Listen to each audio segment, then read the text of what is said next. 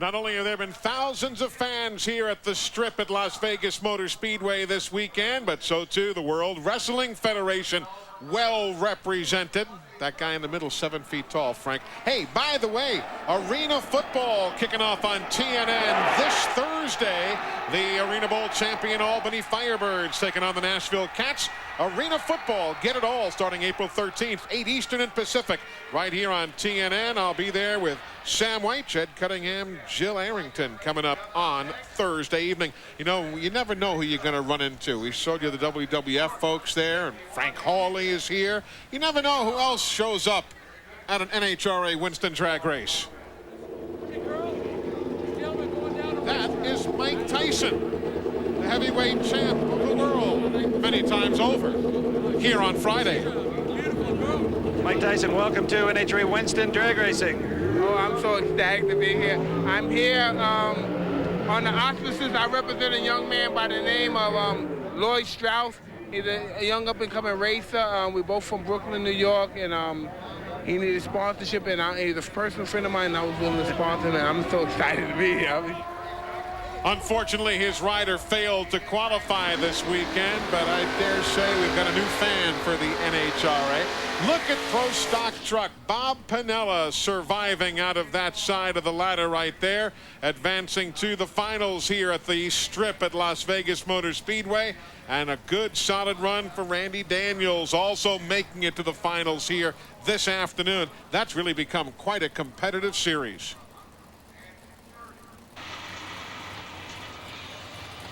And two of the brightest stars in the series are meeting in the finals here today. Number 2 man in points, Bob Piniella, against that guy, number 3 in points, Randy Daniels.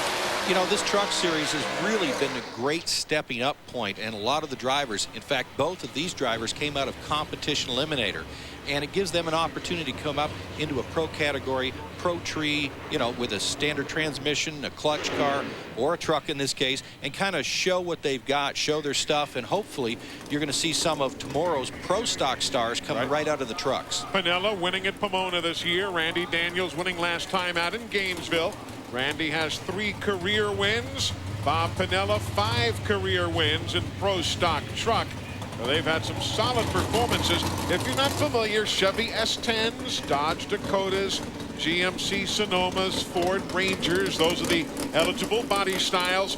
Normally aspirated engines with the 5-speed manual tranny, 2,300 pounds, 350 cubic inches. Very much a basic stock vehicle, if you will, or conventional stock. Get pro stock truck. Here we go for the win in pro stock truck.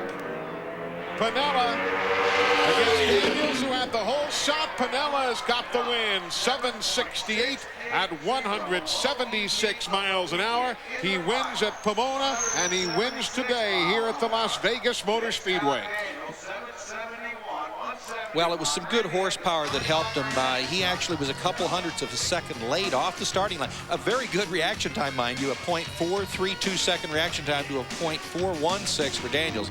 But that horsepower made the difference, and by the time they got to the 8th mile down the track, Piniella's truck was starting to outpower Daniels, and that was the big deciding factor, is that horsepower.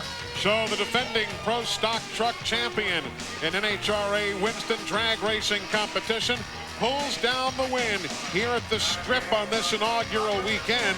And of course, coming in number 2 in points, that's really going to help him in the chase for the championship down the road, Steve.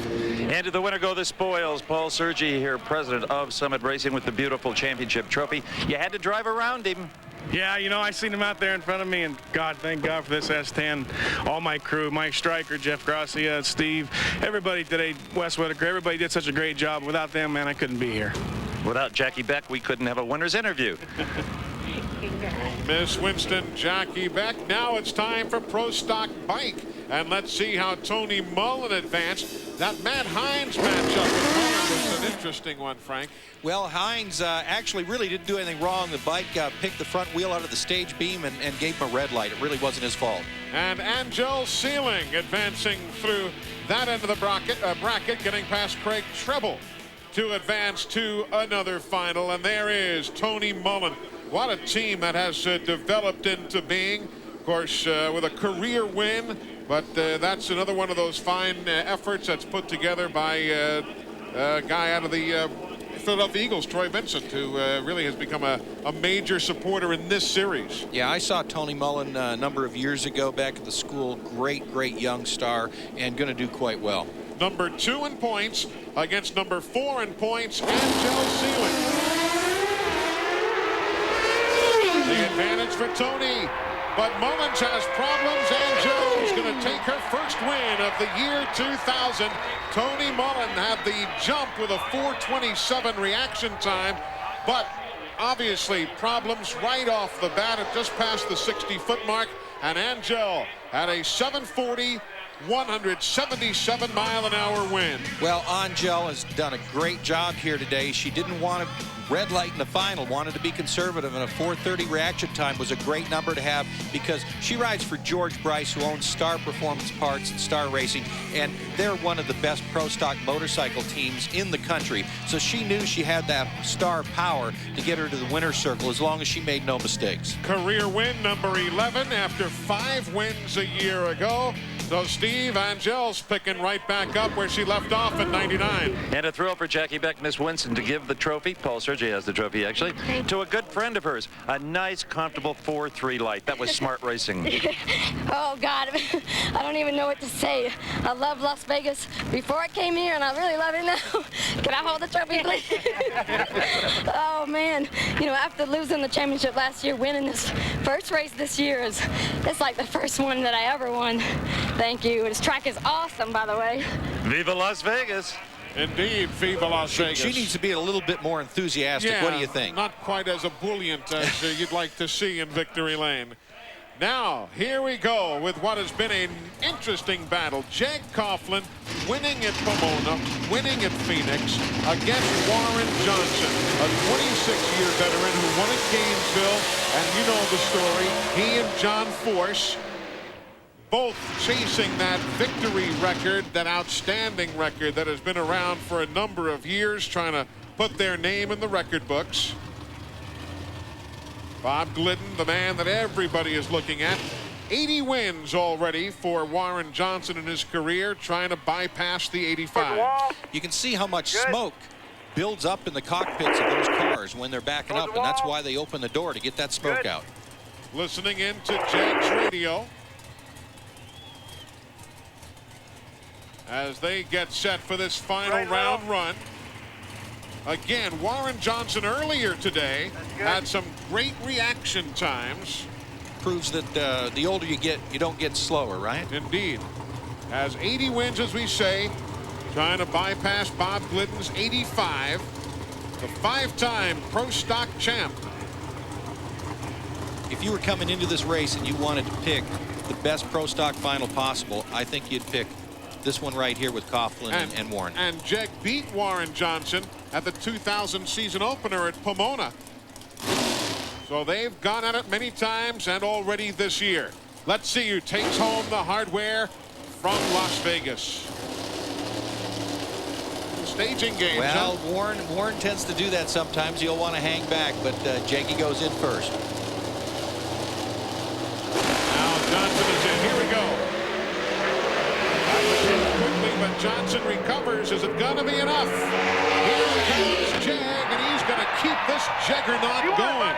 7:07 at 195 miles an hour. I think we got the next lap on this. Good job. Good job. Hold the motor down pretty hard low here. Let's watch it again. Off the starting line, both pretty good reaction times, but Jag had a couple hundredths of a second lead. Warren's car actually 60-footed a little better, but down in the middle of the course, that Dick Maskin power started to take over. He had a mile-an-hour advantage and a couple hundredths of a second at the 8th mile. 13 career wins and 18 trips to the finals. Here it is again. This isn't what Warren Johnson wanted to see. You can see as he left the start line, his car wiggled around. And so although we see nitro funny cars do that occasionally, that's very unusual for a pro stock car. He might have had some problems initially. And remember, Jag has one of our onboard cameras. Off the starting line, moving that shifter back and forth, and he actually has an electronic light in there that flashes that tells him when to make the shift into the next gear. Now Steve has Mr. John Hedges, some Summit Racing, and Jeg is there as well.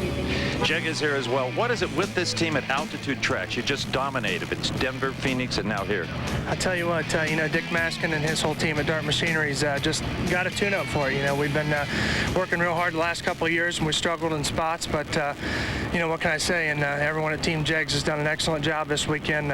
Beautiful facility. You know, Summit Racing put on a great race this weekend, and my hat's off to them. And this is going to be an excellent race for us in the future, and we can't wait to come back every year. Congratulations. Let's take a look at the Pro Stock points, Eli. Let's do so. Jeg was leading the points coming in, so this is going to further cement that lead, Frank. That isn't what Warren Johnson wanted to see. There you see Troy Coughlin, Jeg's brother, and now the funny cars there to the staging lanes. Then top fuel before we wrap up.